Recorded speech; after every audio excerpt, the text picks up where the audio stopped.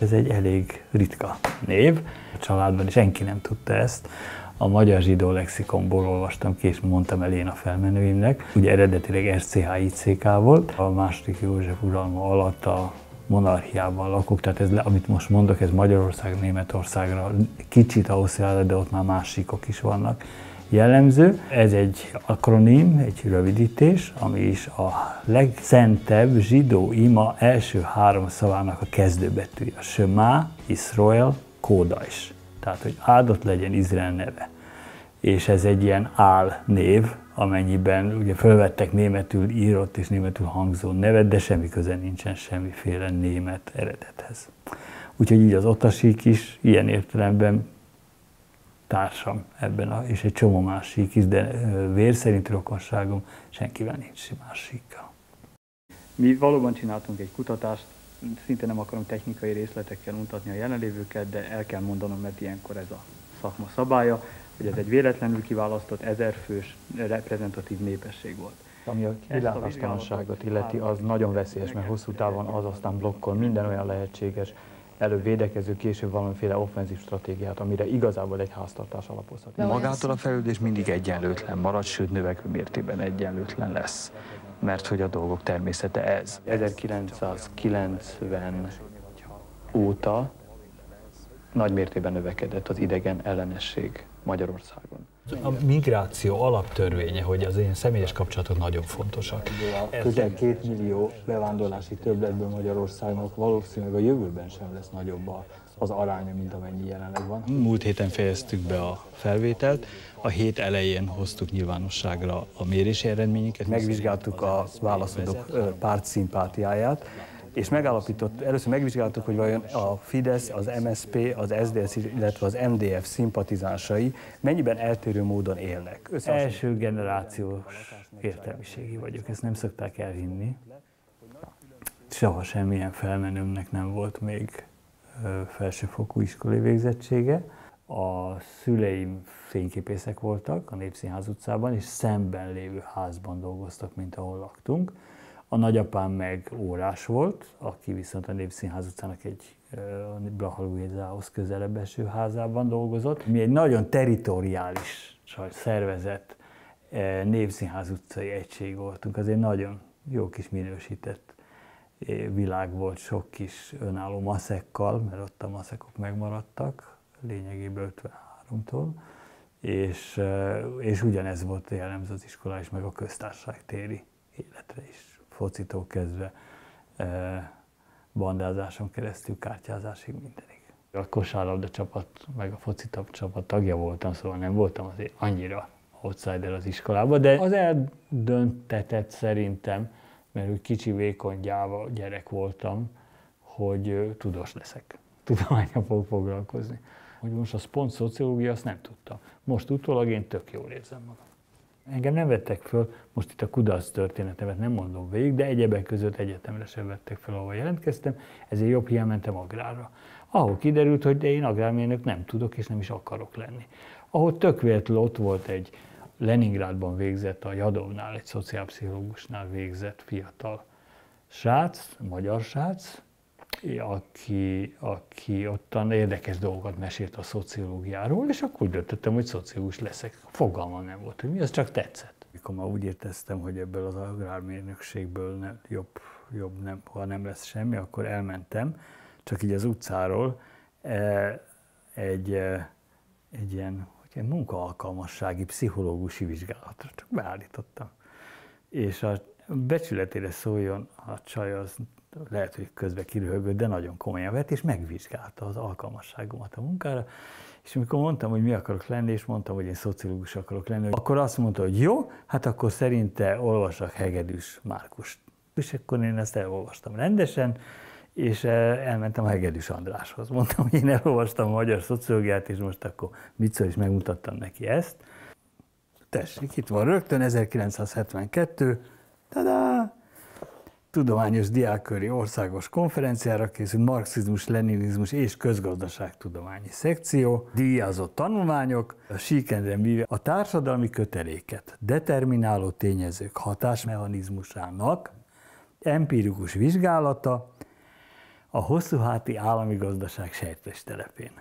És akkor azt mondta, hogy na hát ez nagyon becsületes dolog, most maga felfedezte a szociometriát, hogyha elkezdene tisztességesen foglalkozni, és akkor elkezdtem rendesen olvasni. Na hát szóval így kezdődött ez az első műve, de ez a mű ez elég jól sikerült ahhoz, hogy a következő évben ismét induljak itt látható, a Országos Tudományos Diákkori Konferencián, amit viszont volt szerencsém megnyerni. A műnek akkor az volt a címe, a nagyvárosok lakosságának ismeretei és nézetei a mezőgazdaságról, valamint a társadalom kommunikációs rendszere. Ebből is látható, hogy már akkor is tudtam hosszú és nagyívű és nagy lélegzetű címeket adni, miközben a művek azok abszolút nevetségesen primitívek voltak, ma már így gondolom. A dolog lényege, hogy és akkor itt kezdődött a karrierem, mert hogy ennek a szekciónak a vezetője a Bánraki Pál volt, aki is a Huszár tanszéknek szervezte akkor éppen a növekedését, és akkor a Huszár jóváhagyásával, vagy a Huszár meghívott, és így kerültem az eltére, ez volt az első állás. A Népszínház utcában laktam, csak végig kellett sétálnom a Rákóczi úton, és már ott is voltam az ERT-n, és csinálhattam az engem érdeklő dolgokat. De ez nem tartott sokáig, most nem fogom az egész életutamat végigmondani. Ott volt akkor a Pest megyei statisztikai hivatalnak a kirendeltsége, és mivel útba esett, jövet-menet bementem, és azt mondtam, én agrármérnöki végzettségem van, itt dolgozom az ERT-n, de szívesen dolgozom maguknak is, mert pénzre mindig szüksége van az embernek. Úgyhogy írtam is egy tanulmányt a Pest megye zöldség termesztésének a helyzetéről, amit megtudott a Huszár, és rögtön, ezt meg is mondták nekem a többi kollégák akkor az ERT-n, hogy a Huszár nem bírja azt, hogy bárki, aki nála dolgozik, máshol is lehet, tehát portfólióban gondolkozom, mert ő kizárólagos vevő akar lenni az én talentumomra, lelkemre, képességre, úgyhogy ki is ugrott 3 hónap után. Én akkor elmentem ezen a ponton az Angelus békés kapcsolat. Az ő segítségükkel maradtam meg a szakmában, és kerültem el a ifjúsági lapkiadó, sajtó és közvéleménykutató osztályára, és én közvéleménykutató voltam, tehát nekem semmi közöm nem volt a vidékhez. Nyilván az van, hogy az érdeklődésemben viszont megmaradt, és amikor ugye én akkor kezdtem járni, ugye nekem semmiféle végzettségem nem volt, ami kvalifikált volna szociológussá lenni, és akkor jelentkeztem a ELTE esti tagozatára, hogy hívják, az esti szakára, és akkor ott egyszerűen, azt őszintén szóval fogalmam sincs miért, nem én egyedül, sokan együtt elhatároztuk, hogy közösséget alkotunk, szeretjük egymást, együtt megyünk mindenhova, és erre a legalkalmasabb az volt, hogy mentünk mondjuk például Tiszaigarra, és ott mindenki valamiféle ilyen közösségi munkát csinált, született ebből is egy könyv, ahol sokan mások is velem együtt csináltak kutatást, csak éppen az enyém az aztán jól sikerült egyfelől, másfelől tovább csináltam, és abból lett aztán a Kaláka félkötet. A Kalákával foglalkoztam, de különös tekintettel az akkor úgynevezett sajátlagos kivitelezésben történő házépítéssel. Azokkal csináltam interjút, akik ott építették a házat, és dolgoztunk is együtt, és jóba is voltunk együtt. Úgyhogy valóban ez akkor. Később még csináltam én olyat is, hogy nem részt vett megfigyeléssel a társadalomtudományi munkaerőpiac sajátosságról, a saját tapasztalatom alapján írtam tanulmányt. Tehát van nekem kvalitatív múltam, de, és ezt utólag nemrég elolvastam őket újra, nagyon is elégedett vagyok, hogy már akkor is rendelkeztem annyi önuralommal, vagy ha akarom, jó modorral, hogy nem követtem el azt a durva hibát, amit a kvalitatív kutatások végzői nagyon gyakran elkövetnek, hogy általánosítottam volna. Én egyetlen házépítés történetét írtam le a saját tapasztalataim alapján, hogy hogyan működik a társadalomtudományi munkaerőpiac a 70-es évek végén, 80-as évek elején.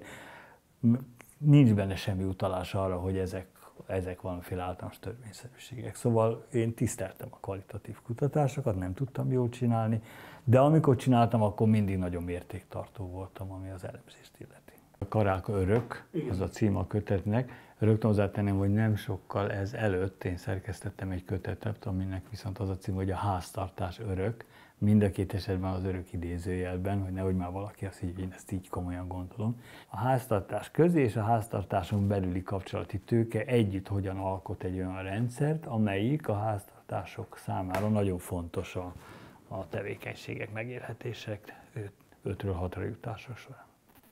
Engem mindig nagyon is taszított a szociológiában, lehet, hogy általában a társadalomtudományokban az a beállítottság, hogy mindig az újat keresik, mindig a változásokat nézik, mindig azt nézik, hogy hú, most mi történt. Márpedig nem igaz. Hát nagyon sok dolog mutat arra, hogy nagyon nagy tehetetlenségi erejű változatlanságok vannak körülöttünk, amikhez képest persze utána a változások nagyon érdekesek és fontosak megérteni őket. De csak azokra koncentrálni az nagyon zavaró.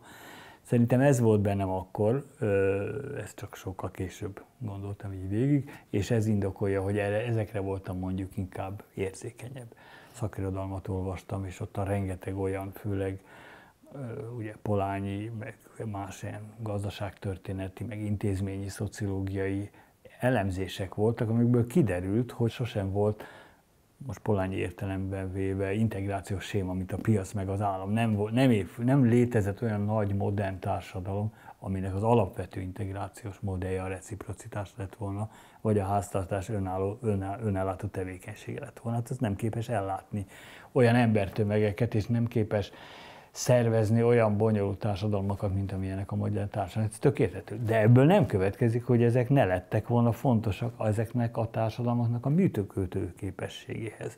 Hogy olajozzák azokat a helyzeteket, ahol a piac rosszul működik, ahol az állam rosszul működik, ott nagyon is felértékelődnek ezek a szituációk, és ezek a szituációk, nyugodtan mondhatom, idézőjel nélkül, hogy örökek. Tehát ez volt, ha akarom, ebben a közös, de hogy ezt mennyire komolyan gondolom, amit most éppen most csinálok, az pontosan ugyanez. Most fölvettem ugyanezt a fonalat, és most egy olyan kutatást csinálok, ahol ezt elemzem, megint empirikusan próbálom ezt bizonyítani. A Tausscottival való barátság az még onnan datálódik, hogy ugye amikor engem fölvettek az eltére Gödöllőről való végzettséggel, akkor a Tausscottit pedig filozófusi végzettséggel felvették Gödöllőre szociológiát oktatni, mondjuk filozófiát oktatni, nem tudszacot oktatni.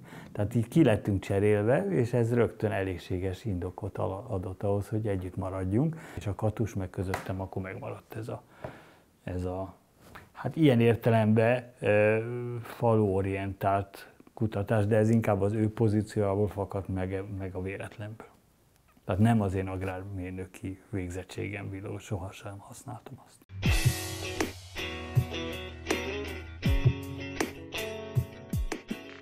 Sosem éreztem oldottnak, jónak, magabiztosnak a terepnek. Lehet, hogy furán hangzik azoknak, akik egyébként ismernek, de azok engem már ugye minősített módon ismertek meg, ahol már magabiztos voltam, meg laza, meg jól fölkészült.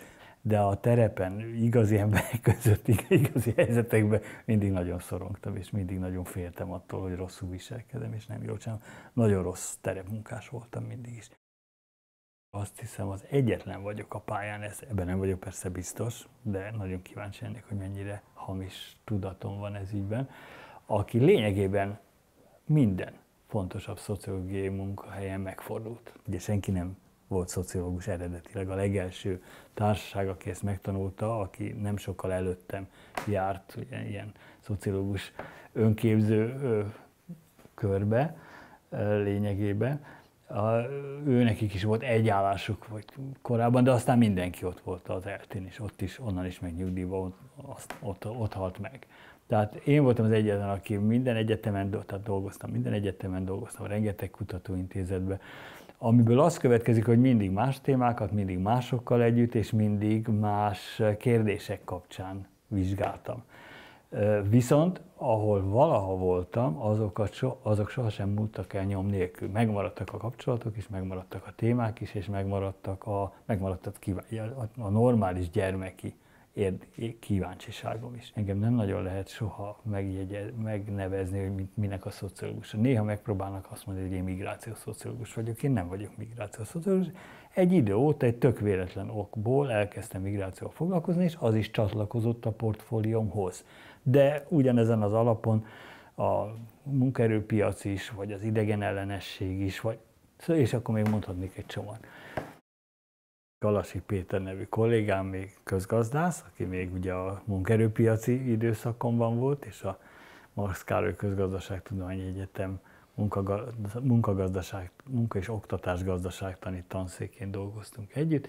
Ővele például, amikor legelőször írtunk egyáltalán munkaerőpiacról, akkor még munkaerőpiacról se volt szokás írni a 70-es évek elején, akkor például még úgy dolgoztunk, hogy voltak, a manapság szerintem már csak az ilyen retro részein vannak a könyvtárakban, ezek a könyvtári cédulák, azokat a kiselejtezett könyvtári cédulák hátára írtuk az ötleteinket, és akkor azokkal kártyáztunk. Tehát mindenkinek volt, úgy jöttünk össze a cikket megint, hogy mindenkinek volt X számú ilyen kártyája, és akkor azt tartottuk a kezünkbe, nézegettük, és mondtuk az ötleteit, tettük sorrendbe, dobtuk ki, ami nem tetszett, írtuk a beszéd, és ebből állt össze a cikk. Szerintem ez egy példamutató, a jó módszer volt, és semmi számítógép nem is kellett a semmi számítógép. És aztán sokkal később már, amikor megvédtem a kandidátus, én nem PhD-t végeztem, hanem egy kandidátusi disszertációt 85-ben, akkor vett föl hívott meg a Kolossy Tamás magához, és kerültem az NSZNP KB Társadalomtudományi Intézetébe, ahol is ő a rétegződés kutatással foglalkozott, és akkor én így a Kaláka és a második gazdaságkutatásaim kapcsán kerültem ebbe bele, és akkor ismerkedtem meg a személyszámítógéppel. Ő tanított meg először arról, például hogyan kell elszévelni egy fájlt, meg hogyan kell kimenteni valamit. Továbbá nagyon sokat játszottunk, ő is egy játékos ember volt, hosszú ideig bridge partnerem is volt, amíg ki nem nőtt, de minden esetre akkor játszottunk például Diplomacyt, meg Riszket, szóval komoly táblajátszást folytatta a párt intézményben. Én nem emlékszem vissza semmi olyan esetre, amikor én elvetettem volna magamtól egy olyan kutatási ötletet, hogy ebben nem érdemes foglalkozni, mert bajom lesz belőle. Isten bizony nem emlékszem. Mit tudom, én egy outsider voltam, nem voltam egyszerűen érzékeny erre, nem a bátorság miatt, hanem az érzéketlenség miatt. Arra emlékszem, hogy a Tausz Katival írtunk, a bizonyos közösségi látogatásaink során eljutottunk egy Tésa nevű faluba, ami egy icipici kis Pest megyei falu ott fönt az Ipoly mentén, és annak a tanácsházának valamilyen irodájában találtunk egy szekrényt, ami nyitva volt, és tele volt az 50-es évekbeli ilyen iratokkal. És akkor abból írtunk egy cikket, ami meg is jelent a valóságban. Az például akkor éppen az Akadémia Intézetében dolgoztam, akkor a Kulcsár volt az igazgató, és a Csehszombati helyettes, annak például nem volt nagy siker. De a Csehszombati valamit morgott, és lényegében ez volt. Meg amikor akartunk írni egy cikket, szintén így akkor az a Mozgóvilágban jelent meg, akkor a Kulcsár be kellett adni az igazgatásságnak, és azt írta a Kulcsár rá, hogy ezt nem engedélyezi, mert ez most nem időszerű. Mi meg mondtuk a Mozgóvilágnak, meg azt mondták, hogy szerintük ez időszerű. És akkor megjelent, és nem volt belőle ilyen értelemben semmi baj.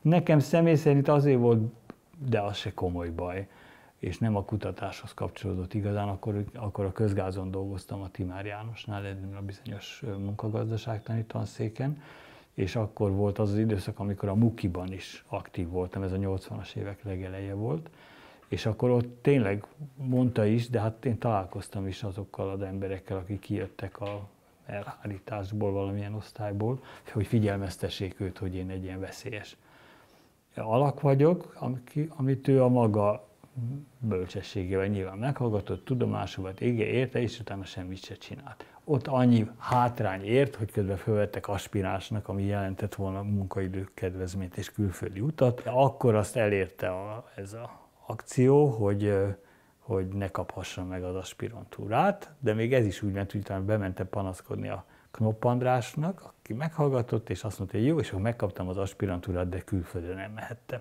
Akkor viszont nem kellett az aspirantúra, úgyhogy sose lettem emiatt aspiráns. Szóval én egy olyan puha időszakban voltam, jókor, jó helyen, hogy igazából nem mondom, öncenzúra sem nagyon volt, és engem sem nagyon cenzúrázott, meg a kutya se. A Csehszombatinak tudom, nem tetszett, ez az a mű volt, amiről már korábban hivatkoztam, ami a munkaerőpiac társadalmi szerkezetéről, a társadalomtudományok munkaerőpiacáról szólt, abban szerepelt egyébként egy nagyon fontos networkbe való beágyazottság gondolat, hogy ez egész egy nagyon zárt kis világ, és nagyon erősen be van ágyazva olyan személyközi hálózatba, amelyik nem a munkaerőpiacon belül, hanem azon kívül létezik, és ami viszont nagyon korlátozza a munkaerőpiaci kapcsolatokat is, meg struktúrálja azokat. És akkor felsoroltam, hogy milyen fajta munkaerőpiacon kívüli kapcsolattípusok vannak, amelyek ide tartoznak, és abban az egyik ilyen fogalom, amit használtam, a lyuksógorság volt. Na hát ez nem tetszett a Cseh-Szombatinak, hogy hát ez micsoda egy disznóság. Én mondtam, hogy jó, teljesen igaza van, ez tényleg nagyon szexuális tartalom, de hát az, hát tényleg így van. Hát én részt vettem azokban a házi bulikban, amikor ottan a másként gondolkodók szerveztek, és bizony tanulja voltam azoknak, hogy hogyan cserélődnek a párok. Úgyhogy nem húzták ki. Csak morgolódott. Meg én se húztam ki, mert nekem tetszett. Ebben a lanymeleg akolban mi voltunk a hősök, akik lerántották a leplet. Ebben a szituációban új dolgokat is hoztunk, mert ugye a tudomány maga nyugati volt, és ahogy ebben foglalkoztunk, a módszerek is, meg a gondolatok is, azok abszolút új dolgok voltak, tehát intellektuálisan is új volt, meg kihívásom érdekes volt. Az, hogy az emberek véleményét akarjuk megtudni, hogy mit gondolnak, hát az nem egy triviális dolog a szocializmusban.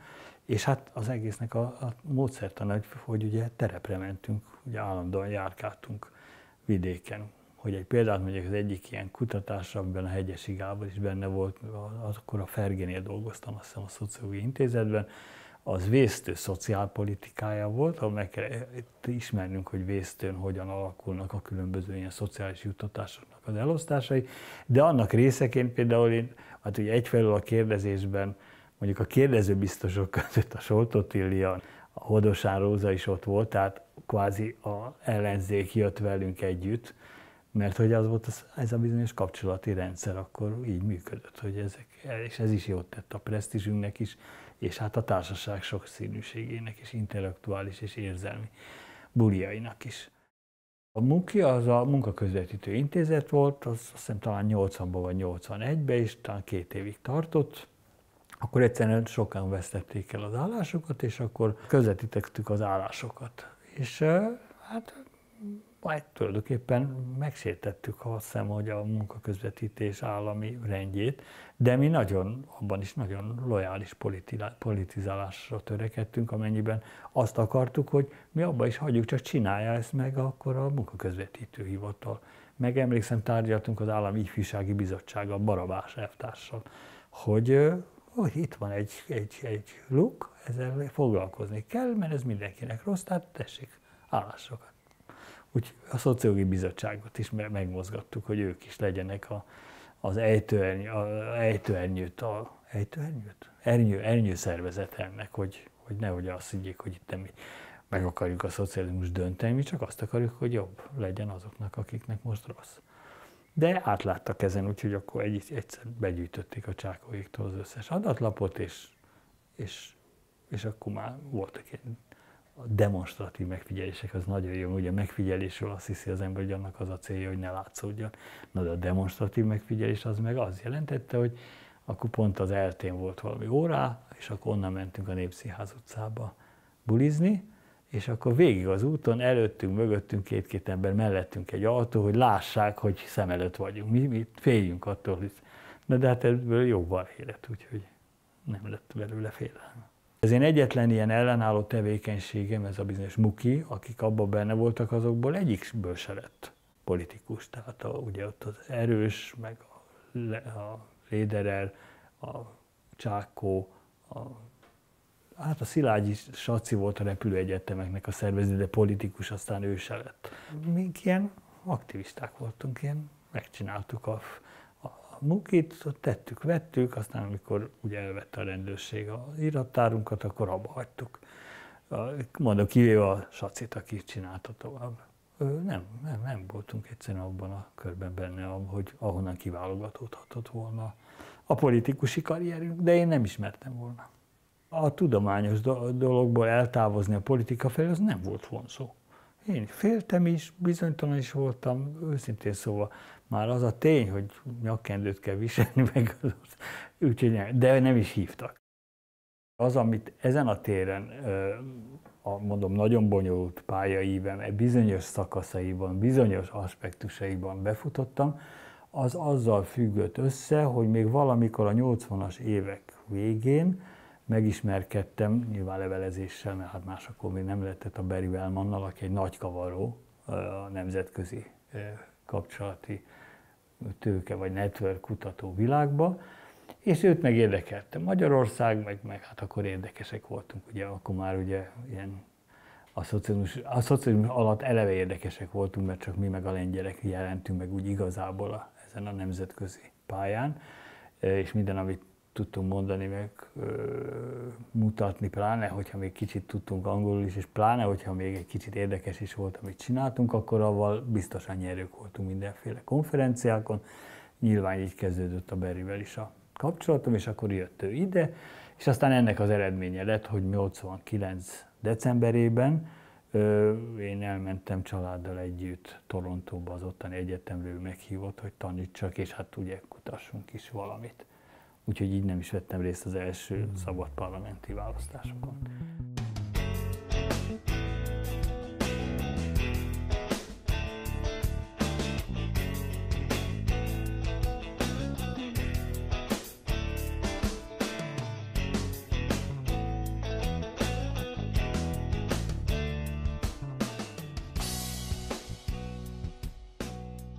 Amikor elmentem, akkor az MSZNP-KV Tudományi Intézetéből mentem el.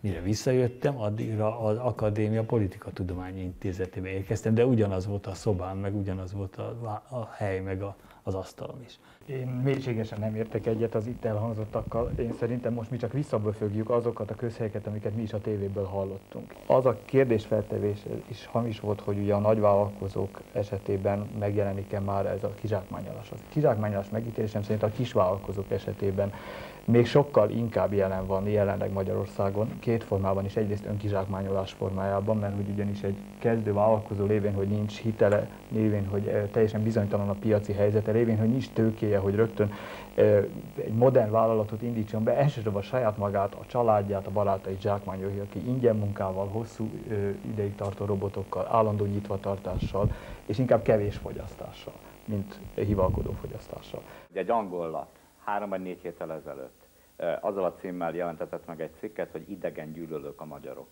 Erre az egyre kérek ön szerint öntől választ. Én egyetlen mondattal, miközben egy roppant korrekt mondattal igyekszem válaszolni, fogalmam sincsen. Azért nincsen fogalmam, ezt a szakszerűség mondatja velem ismét, tudnék, nincsenek megfelelő összehasonlító nemzetközi adatok, amelyekhez képest ezt én most akár pozitíve, akár negatíven kimerném jelenteni. Amit biztosan állíthatok az előzők alapján, hogy a menekültekkel, vagy általában az idegenekkel szembeni érzett előítéletesség nem nőtt tavalyhoz képest, és a másik, nem akarom számokkal mutatni magukat, de ez azért talán érdekes, megkérdeztük, hogy ha befogadnának, Magyarországnak be kell fogadni mindenkit, vagy igen, fordítva, Magyarországnak senkit nem szabadna befogadni. A magyar népességnek egy töredéke, kb. 10-15%-a választotta a szuperliberális és a szuper bezáródó alternatíván. És a többség reálisan azt mondta, hogy az attól függ. Köszönöm szépen. Amikor a saját kutatási témáimmal kapcsolatban kerestek meg, és akkor akár a munkaerőpiac, akár az idegenellenesség volt a téma, ezek máig is olyan problémák, amelyekkel együtt él az egész világ, és ezenből Magyarország is, és mivel én ennek ugye hivatott kutatója voltam, következésképpen erről nyilatkoztam. Így lett aztán a migráció is ugyanilyen magától értetődő téma. Tehát ez a 3 témám, ez 3 örökzöld téma. Manapság a migráció már jellemzően nem az a fajta migráció, hogy az egyik országból tömegek elmenekülnek a másik országba, és ott élnék le az életüket.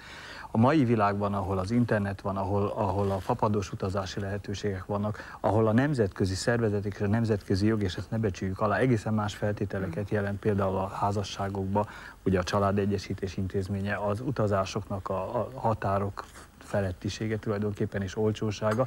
Ebben a új helyzetben a migráció már nem az, mint ami régen volt.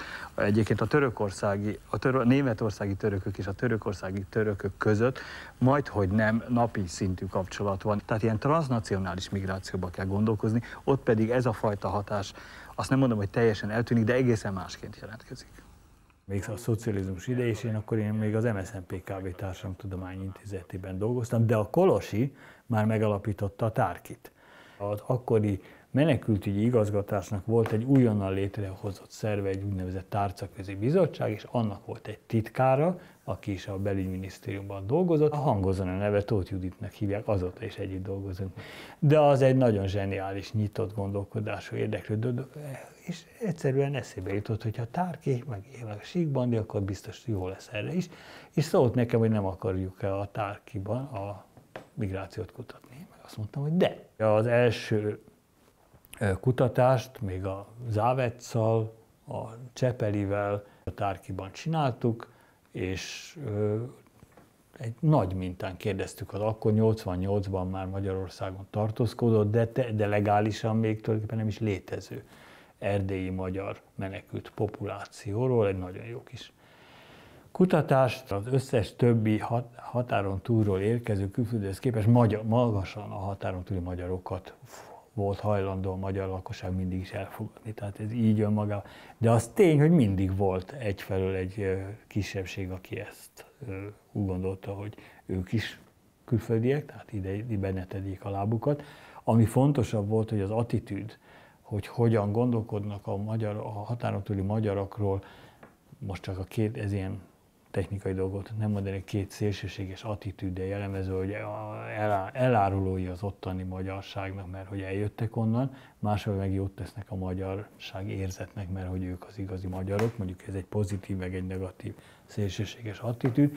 Ez itt erre érvényes volt, hogy 88 és 2000 között nagyon erősen csökkentek a pozitív, és nőttek a negatív attitűdök, de a magyarok megkülönböztetett, a határon túli magyarság megkülönböztetett kezelése migráció szempontból az mindig is államilag is megvolt, abszolút ilyen értelemben torz volt az akkor frissen született magyar menekültügyi rendszer is, amennyiben az rögtön ilyen diaszpora politikaként működött, nem pedig menekültügyi politikaként. Másfelől az emberek ezzel teljes mértékben egyetértettek és támogatták a magyarok ilyen értelemben, most jogi értelemben pozitív diszkriminációját. Van-e a mai Magyarországon xenofóbia? 4 éve vizsgáljuk ezt a kérdést. A Sonda Ipsos adatfelvétele azt mutatják, hogy 1990 óta nagy mértékben növekedett az idegen ellenesség Magyarországon. Összefügg-e a kultúrával, a kulturáltsággal a xenofóbia? Ha a kulturáltság alatt mondjuk az iskolai végzettség szintjét értjük, akkor igen. Kutatásaink azt mutatják, hogy a xenofóbia mértéke magasabb az alacsonyabb iskolázottságúak között. Óvatos lennék azonban levonni ebből azt a következtetést, hogy a magasabb iskolai végzettségűek kevésbé idegen ellenesek, hiszen elképzelhető, hogy pusztán csak az a képességük jobb, hogy egy ilyen kérdezési szituációban el tudják kerülni azokat a válaszokat, amelyek kellemetlenebb helyzetbe hozhatják őket. Hallunk olyanról, hogy nem is politikai menedékjogot, csak munkát szeretnének találni. Abban viszont megegyeznek a vélemények, hogy ezt valaki szervezte, tehát ez nem teljesen spontán szerveződött, hiszen ez így nem történhetett meg valami szervezők nélkül. Szó sincs arról, hogy egyetértés lenne abban, hogy ez szervezve lenne. Én szerintem például nincs szervezve. Vagy ha szervezve van, akkor önszervezve van. Továbbá az emberek, a migráció alaptörvénye, hogy az én személyes kapcsolatok nagyon fontosak. Természetesen erre lehet rásegíteni, lehet hazatérő, Malmöből hazatérő emberek szavai alapján, vagy akár jó hírei alapján, vagy akár felajánlása alapján, hogy ne kivágjanak emberek, akik egyébként amúgy is már van némi gyakorlatuk ebbe, hiszen tudjuk, hogy ez egy olyan közösség, amelyeknek a tagjai már korábban is próbálkoztak ezzel. Tehát majd, hogy azt nem mondjam, hogy az emberi tőke és a kapcsolati tőke adva van ahhoz, hogy megpróbálják újra, mert hogy rákényszerülnek, illetve nem csak rákényszerülnek, lehetőséget is látnak ebbe. Mindig azt szeretem ilyenkor hangsúlyozni, hogy a kényszer önmagában ugye nagyon sok cigány nem vág neki. Márpedig a kényszer nagyon sok cigány esetleg még sokkal erősebb lenne, mint ebben a közösségben. Itt tehát inkább én azt hangsúlyoznám, hogy lehetőséget látnak ebbe, és megpróbálnak élni vele. Az ő neve hangozzon el, ő volt az akkori Magyarországon ő volt a menekültügyi főbiztosság képviselője. Philippe Labrevu nevű teljesen zseniális francia fazon, úgy, ahogy elképzeli az ember a franciákat, nagyon tudott élni, nagy hangja volt, nagy dumás volt, nagyon harcos egyéniség volt. És akkor ő azt találta ki, ez még ugye 94-ben volt, hogy ugye az állam azért akkor is, mindig is, ebben nincs semmi újdonság manapság, nagyon nem szerette, hogyha a civilek beledumálnak az ő dolgába. Következésképpen nem volt ezzel foglalkozó komoly civil szervezet, és akkor a Labrevu a különböző nagykövetek feleségeivel, meg még egy pár emberrel úgy döntött, hogy létrehoz egy civil társaságot, és megalapították a menedék migránsokat segítő egyesületet, és én akkor jöttem vissza 94-ben, akkor voltam Amerikában még 2 szemeszteren egy Notre Dame nevű egyetemen, és amikor visszajöttem, tök ártatlanul engem rögtön megválasztottak elnöknek. Nagyon büszke voltam rá, fogalmam nem volt, hogy miről van szó, de 2004-ig csináltam, vagy 2005-ig csináltam is. És akkor a Politikatudományi Intézetben, hát mondjuk jött létre egy ilyen, szintén soha hivatalosan nem létezett egy migrációkutató intézet. Azért hívtuk így, mert a nemzetközi pénzeket így tudtok megpályázni, de igazából ez még csoport se volt. Hanem én voltam meg akik éppen egy ilyen laza networkben, na ott is egy nagyon jó networköt hoztam létre, már ez nem az én érdemem, hanem hogy megvolt a potenciál. Ővelük például meg tudtuk azt csinálni, amit azóta is szerintem kevesen tudnak. Minden évben kijött egy évkönyv, minden évben tartottunk legalább 5-10 ilyen vitát, és azokon tényleg ott voltak politikusok, még emlékszem az akkori fiatal politikusok, akik ezekben mind aktívak voltak, és értelmesek is, és hasznosak is. Tehát hasznosak is tudtunk lenni annak idején még. Ott olyan társadalmi problémák merültek föl, amire a szociológusokat kérték meg, hogy mondják el a véleményüket, mert presztízsünk is volt, kéznél is voltunk, szívesen is csináltuk, magától értetődő szerintem. Az nem természetes, hogy ma senki nem veszi komolyan a tudást. Most a járvány ebből a szempontból nagyon érdekes, mert most felértékelődött hirtelen a tudás, nem a szociológus ide, úgy általában a tudás. Akkor ez sajnos egy idő után leáldozott ennek. Ismét a Tárki közvélemény kutatása, amelyet Sík Endre szociológus ismertetett egészen röviden. Térjünk tehát vissza a főpolgármester választáshoz. Ugye beszélt arról, hogy Demszky Gábornak 51%-a van az önök kutatása szerint, beszélt arról, hogy Tarlós Istvánnak 40%-a van az önök kutatása szerint, Katona Kálmánnak 8%-a van. Ez meglepi, vagy nem? Hát engem személy szerint nem lep meg, mert hogy nagyon nagy erők munkáltak azon, hogy ez a két személy között dőljön el a küzdelem végül is. Engem mindig a Tárkival is azonosítani szoktak, nem jogtalanul, mert 30 évig dolgoztam ott, de minden esetre főállásban sohasem dolgoztam, hanem különböző kutatásokat végeztem. Na most ez annyiban módosult, hogy 2002-ben, akkor ugye elbukott egy választást a Fidesz, akkor ott a Tárkiban is voltak a Tárki közvéleménykutatási adatainak megjelenítése kapcsán fedeztek gondokat, és akkor elhatározták, hogy én legyek az, aki megjelenik. Na, ettől kezdve jelentem meg viszont a közvéleménykutatóként nagyon sokszor a televízióban. Tehát metodikailag elmondaná, hogy miért csak Budapesten mértek, mert nyilván nézőink többsége nem budapesti. Hát ennek nem metodikai magyarázata van, hogy erre szólt a megbízásunk. Mindazonáltal annyit elmondanék a metodikáról, mert ez szerintem fontos az adatok hihetőségének értelmezéséhez, hogy kérdeztünk személyesen is, és kérdeztünk telefonon is.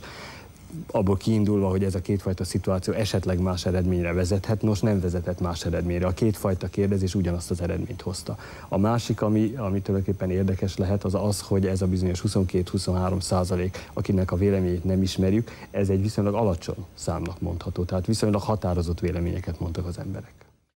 Az egyik replikának volt akkor még ugye ilyen nagy floppy melléklete, rajta egy adatbázissal, és az volt a felhívás, hogy mindenki azt elemezze, és abból írjon tanulmányokat, és azt ők közölni fogják. Ez egy zseniális, egyszeri, tudomásom szerint egyszeri példa volt. És én akkor szintén írtam az XXX ellenességről, és méghozzá azért az XXX ellenességről írtam, mert hogy ott föl volt sorolva a potenciális bűnbakoknak egy hosszú sora. Hosszú ideig az egyetlen olyan lista ezekről a potenciális bűnbakokról, ahol benne voltak hazai kisebbségek, meg határon túli magyarok, attól függően, hogy honnan valók, meg menekültek, meg külföldiek, meg mindenféle, emlékszem, ilyen kakuktojás is volt, mert ott volt az állami gondozottak. Azóta se tudom, hogy kitalálta ezt ki, és miért volt ott, de ott volt.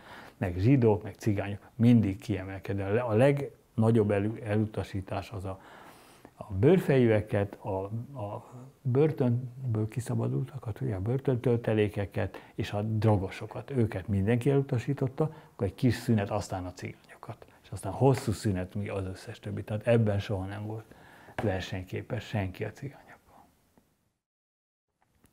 Hát ugye a pirézek az egy módszertani kísérlet volt az 2005-ben. És annak része volt, hogy kérdezhetem elég szabadul. Ugye akkor a Tárkinak jól ment. Így az idegenellenesség kérdések is elég gyakran akkor szerepeltek, és a migrációs potenciál. Ezt a két kérdést tettem föl minden évben, mióta eljöttem a Tárkiból, azóta ez már nincs. Ennek az egyik részeként föltettük a standard kérdést, hogy egyetérte azzal a kijelentéssel, hogy Magyarországnak mindenkit be kell engedni, senkit nem kell beengedni, vagy az attól függ. És akkor ettől a vagy az attól függtől, tehát nevezzük őket reálpolitikusnak, vagy mérlegelőknek, őtőlük egy második kérdéssel megkérdeztük, hogy és most a felsorolandó nemzetiségek közül kiket engedne be, és kiket nem engedne be. Ennek az eredeti célja az volt, hogy kiszűrjük ezek közül, ez mindig a legnagyobb tábor volt, durván 60% volt, aki azt mondta, hogy hát az attól függ, kiszűrjük ebből a körből azokat, akik csak kényelemből választották ezt, igazából nem akarnának senkit beengedni, magyarán látens idegenellenesek, de ha a határon túli magyaron kívül mindenkit elutasított volna, akkor az látens idegenellenes volt. Mert hogy az első kérdésre azt mondta, hogy az attól függ, de aztán amikor attól függött, akkor senkit ne. Ez egy létező szociálpszichológiai technika, hogy egy fiktív etnikumon keresztül vizsgálni az idegenellenességet, mondván, hogy velük szemben, ha ellenséges érzületek vannak, annak biztosan nincs semmi objektív alapja, mert hogy nem léteznek. Tehát kristálytisztán méri az idegenellenességet. Megcsináltam, semmi se történt, viszont mikor 2006-ban megismételtem, akkor az abszolút standard MT-s híradás eredményeképpen egy blogger, Kárpátaljairól egy magyar író, írt egy nagyon jó szöveget arról, hogy ő piréznek tartja magát, ő az első piréz, és le is írta szépen, hogy miért gondolja, hogy ez nagyon fontos, ez a piréz tudat, amit ő akkor mostan magáinak val, és ezzel tulajdonképpen létrehozott egy olyan, megint csak nagy tehetetlenségű erejű folyamatot, melynek eredményeképpen egy csomóan felfedezték a pirézben azt a lehetőséget, hogy ezt felvállalva harcolni tudnak tulajdonképpen az idegenellenesség ellen, mint egy nevetségessé téve az idegenellenességet. Ma egy LMP-s országgyűlési képviselő azt mondta, hogy izraeli piréz állampolgár, kettős állampolgár, vagy hát ez már 3-as állampolgár, mert nyilván izraeli piréz magyar, 3-as állampolgár, és hát ezt Novák Előd jobbikos országgyűlési képviselő teljesen komolyan vette, és lemondásra szólította fel Ercsei Katalint, majd azt mondta, hogy érti a viccet, csak nem szereti, ezt a mondatot is ismerjük, csak valahogy Koltai művész úrnak jobban állt. Hát ezt ugye nem kommentálnám, de annyit azért hozzátennék, hogy korábban már volt egy államtitkár, aki a Magyar Pirész Baráti Társaság tagjaként nevezte meg magát, amikor először bemutatkozott a parlamentbe. Tehát vannak ennek hagyományai, mondjuk azok mosolygósabb idők voltak. Szerintem nincs, lehet, hogy a világon még egy olyan szociológus, aki írt volna egy tanulmányt születésnapi ajándéknak. én írtam egy művet, megjelent a Szociológiai Figyelőben, az a cím, hogy az első magyar Koltai Tamásológiai kutatás, ami egy network kutatás, ha akarom, azt egy Koltai Tamás nevű barátomnak a születésnapjára meglepetésnek adtam. Ezt csak azért mondom, hogy tök mindegy, hogy az ember mit csinál, csak legyen mindenféle szórakoztató, okos és hasznos dolga.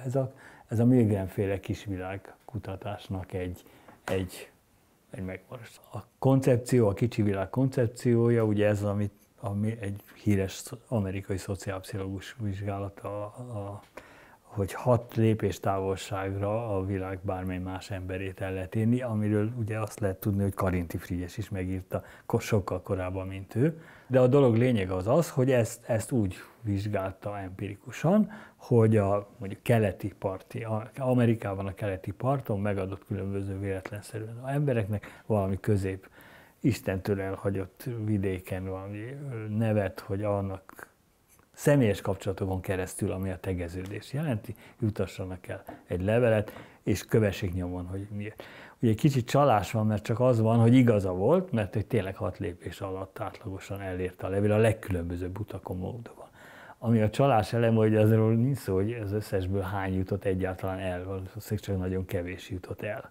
Tehát ebből nem az következik, hogy minden ember minden kapcsolatát, amit elindítja, az el is érne 6 lépésben oda, de amelyik eléri, az 6 lépés alatt eléri.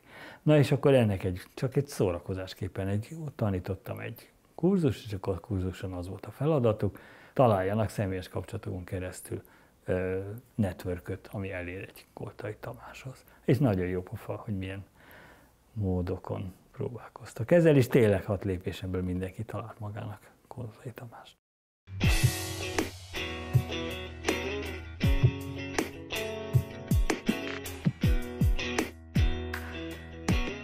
Elhúztad Magyarországra a kapcsolatelemzésnek a legfontosabb konferenciáját, ez a Sunbelt konferencia sorozat. Ők pedig nagyon büszkék rá, hogy mindig csak olyan helyre mennek, ahol süt a nap és sok a pálma. Hát ezért Sunbelt a nevük, igen. Ugye a legfontosabb szereplők azok kanadaiak és amerikaiak, ugye a New York, Chicago magasságában rossz idő van, ezért mindig tényleg azért nevezik Sunbeltnek, hogy a konferenciákat Floridában, meg a délvidékeken tartják. Igen, ez nagyon, akkor ugye én voltam a Szociológiai Társaság elnöke, és nagyon örültem, hogy ugye megvoltak ezek a Barry Wellman-féle, meg az arra épülő kapcsolatok, és akkor össze tudtam hozni egy jó kis konferenciát. Én nagyon büszke voltam rá. Pesten akkor borzasztó idő volt. Sűrű jégcsapok lógtak mindenfelé, vacogtak a hideg. Jó, de a másik alkalom, amikor szintén szociológiai társasági ülés volt, az meg a taxis blokkád idején volt. Milyen jó kis művek születtek abban, hogy tényleg taxis szociológus is vagyok. Ugye elhoztad Magyarországra ezt a konferenciát, és utána ebből kialakult Magyarországon egy mozgalom, hogy akik itthon kapcsolatelemzéssel foglalkoztak, azok összegyűltünk, és mielőtt angolul elmondtuk volna a nagy nemzetközi konferencián anyagunkat, elmondtuk egymásnak magyarul.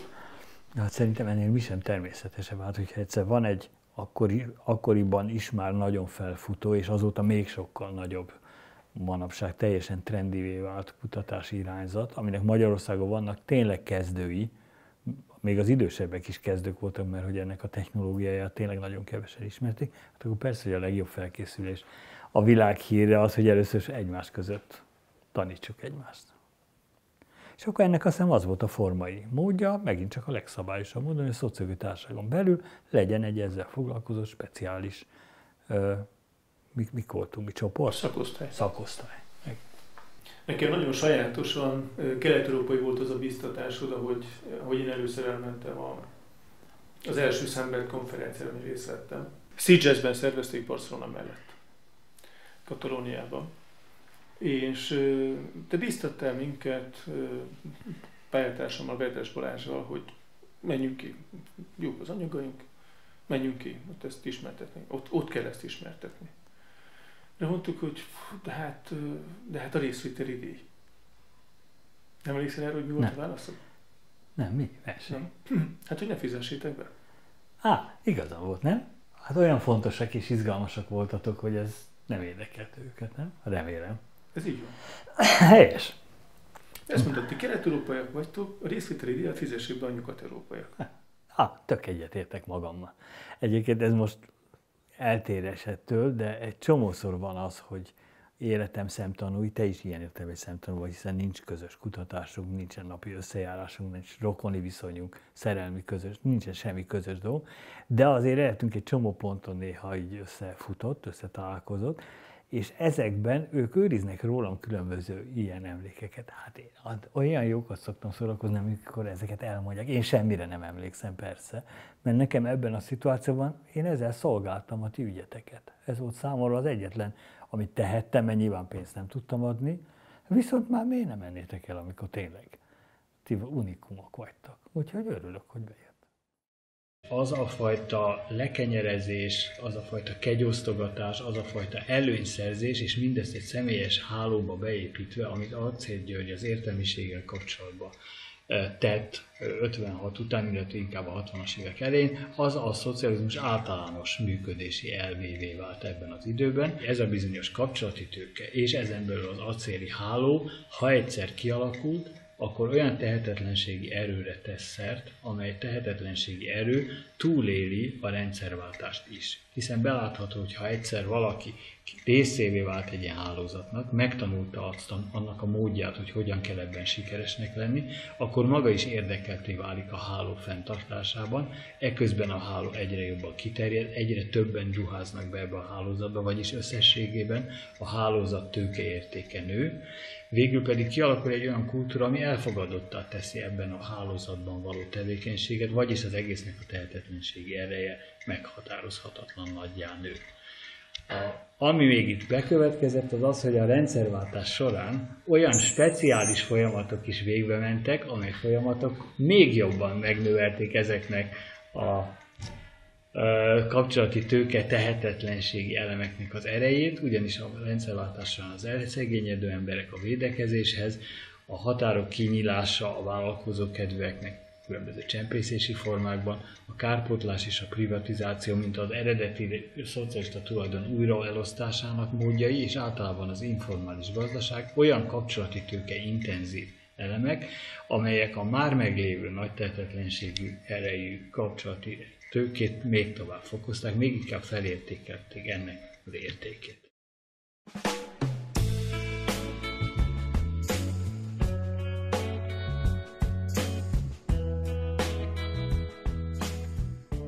A kapcsolati tőkém erősen szűkült maradékát használom arra, hogy másoknak továbbadjam. Ezt már én 10 éve így csinálom, hogy én magam kevesebbet publikálok, másokkal publikálok többet, azok mindig fiatalok. Az én korosztályomban tartozók, sose dolgoztam együtt. Mindig fiatalabbakkal dolgoztam, és azt mindig nagyon élveztem, mert akkor én mindig sokat tanultam, és mindig újabb kihívásokat jelentett, és ráadásul hasznosnak éreztem magam. És akkor ezek a fiatalok ma már ugye önjáró nagymenők nemzetközileg is, tehát ilyen értelemben ők is adják tovább ezeket a skilleket. Én meg újabb fiatalokat próbálok ilyen értelemben hozzájutni az ilyen lehetőségekhez, publikációhoz is, elemzéshez is, kutatáshoz is, utazáshoz is, amikor lehetett még utazni járvány előtt, illetve kapcsolatokhoz. Hozzátéve, hogy ugye szoktak beszélni, hogy a szociológia válságban, a szociológia nincs válságban, a szociológusok vannak válságban, mert én például 10 éve nem annyira szociológiát olvasok, mint inkább közgazdaságtant. Továbbá, amikor a kalákát csináltam, akkor ha elemzed a hivatkozási jegyzékemet, annak a zöme antropológia és nem szociológia. Tehát az, hogy szociológus vagyok, az nem jelenti azt, hogy szociológiával foglalkozom, és szociológiát olvasok, és szociális oktatok. Én mindenfélét csinálok, és ez szerintem így. Ezt csinálnám akkor is. Akármilyen címen tenném azt.